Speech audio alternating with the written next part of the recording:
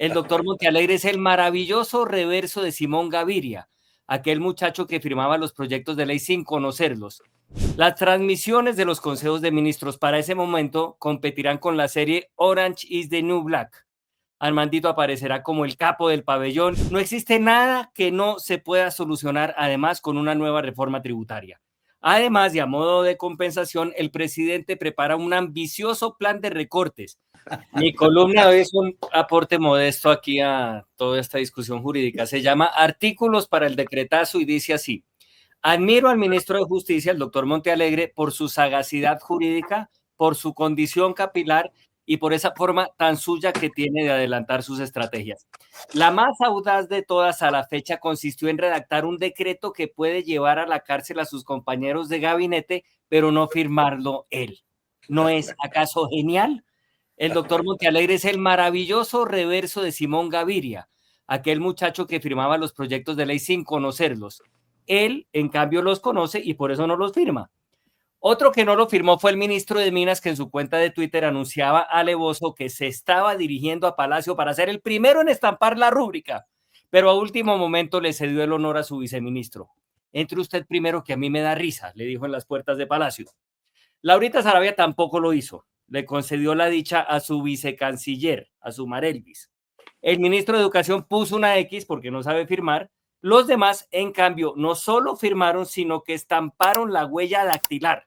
Sabían que esa probablemente era la única manera de dejar huella tras su paso por el poder. Conociendo la calidad humana del doctor Montealegre, será el primero en hacerse presente en la prisión con un detalle para sus compañeros de gobierno: un par de pollos para que se repartan, un parqués para que se entretengan, porque es un hombre de una gran talla. Las transmisiones de los consejos de ministros para ese momento competirán con la serie Orange is the New Black. Armandito aparecerá como el capo del pabellón y exigirá al IMPEC que su vestido tenga rayas, si saben a lo que me refiero. El ministro de Salud procurará adueñarse de la enfermería y montará una red clandestina de tráfico de guarapo para joder a Sarmiento. La ministra de Cultura, de caudalosa cabellera, conseguirá a precio de regalo las queratinas de EPA Colombia, vecina de patio. Amiga, cómpreme las queratinas y ¡mua! Y todos recibirán como un bálsamo la visita de Juan Fernando Petro, el hermano del presidente. Ahora bien, de saber que los miembros del gabinete terminarían presos, han debido reintegrar al ministro Bonillita, al exministro. ¿Qué más daba? A cambio, el nuevo ministro de Hacienda, el pobre doctor Ávila, se estrenará en la Modelo sin que la justicia contemple su parecido físico con el profe Vélez como pena sustituta. ¿No pudieran concederle una excepción? Es verdad que quebró la regla fiscal, pero ¿quién no rompe las reglas a estas alturas del gobierno? No existe nada que no se pueda solucionar, además, con una nueva reforma tributaria. Además, y a modo de compensación, el presidente prepara un ambicioso plan de recortes que consiste en asumir las funciones de las demás ramas del Estado para hacer economías.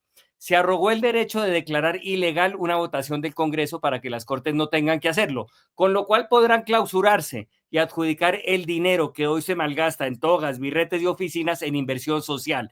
Nuevos conciertos de Holman Morris, por ejemplo, viajes presidenciales, contratos para que los miembros de la prensa alternativa, mal llamados bodegueros, esparzan sus mensajes de esperanza.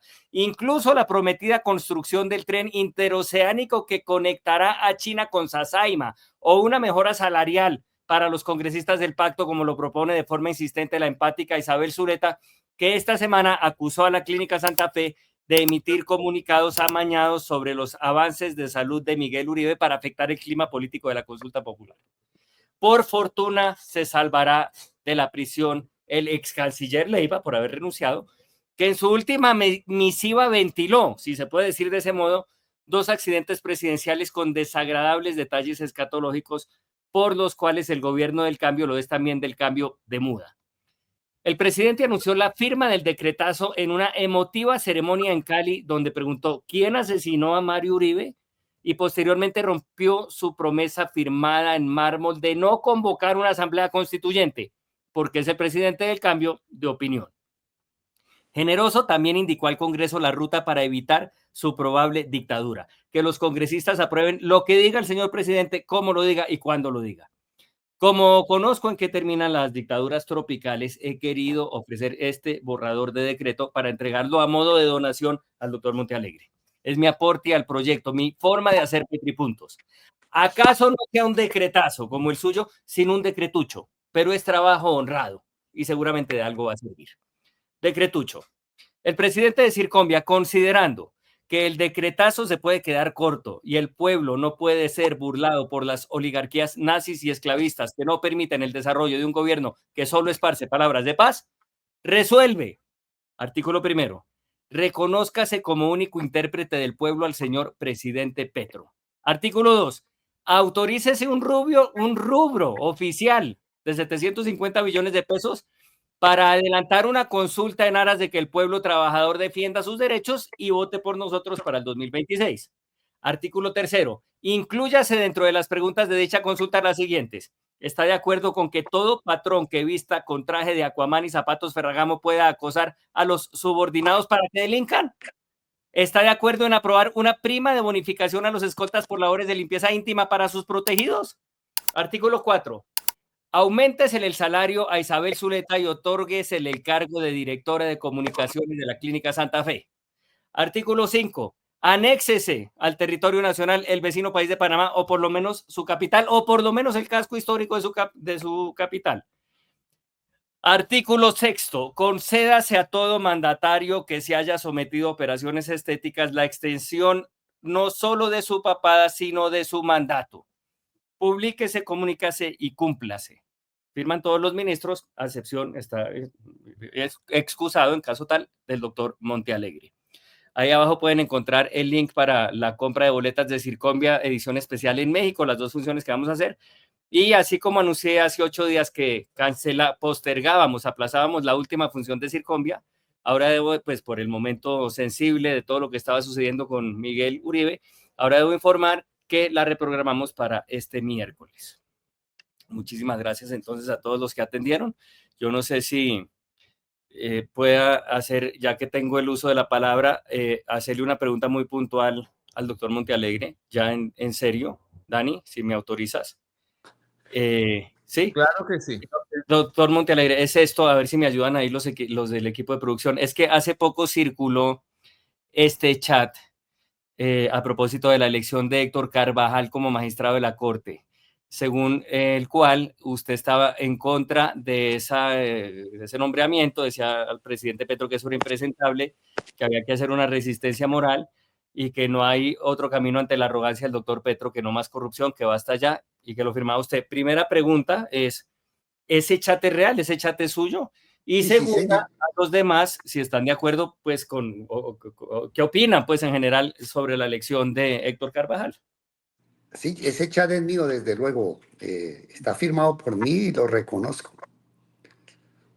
Usted Y sí lo, están, usted sí creó ese chat. Sí, señor. Doctor Montealegre, ¿quién era el doctor Filemón Jiménez?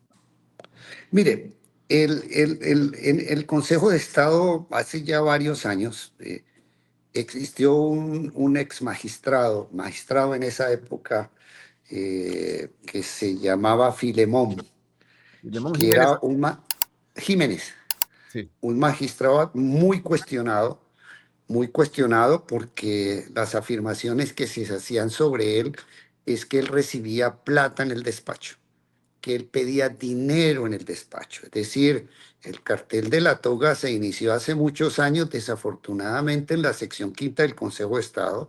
Eran las evidencias, las afirmaciones de muchos abogados, los casos, y él pedía dinero por los fachos. Y la persona que era su socio por fuera, en ese momento era Héctor Carvajal. Por esa razón, a mí me parece que el señor Carvajal no tiene las condiciones éticas y de transparencia para ser magistrado de la Corte Constitucional.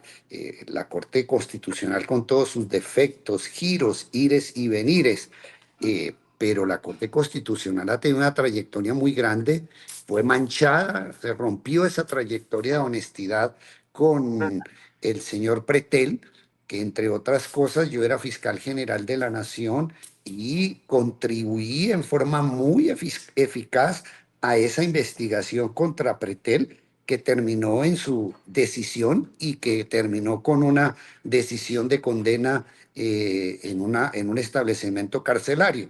Entonces me parece que una corte como la colombiana, que lo digo sin modestia alguna porque yo participé, se lo he escuchado a profesores alemanes en muchos foros y me dicen, Eduardo, nosotros tenemos un gran respeto por la Corte Constitucional, analizamos sus decisiones y la consideramos dentro de las 10 mejores cortes constitucionales del mundo.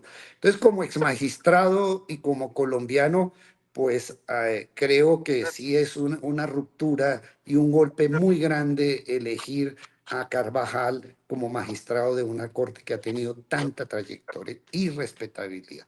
Ese fue el sentido de mi chat y de mi protesta. Doctor Montealegre, con esa Corte Constitucional se va a tener que entender usted como ministro de Justicia, o sea, se va a tener que ver con el doctor Carvajal para hablar de estos temas de los que hoy estamos conversando.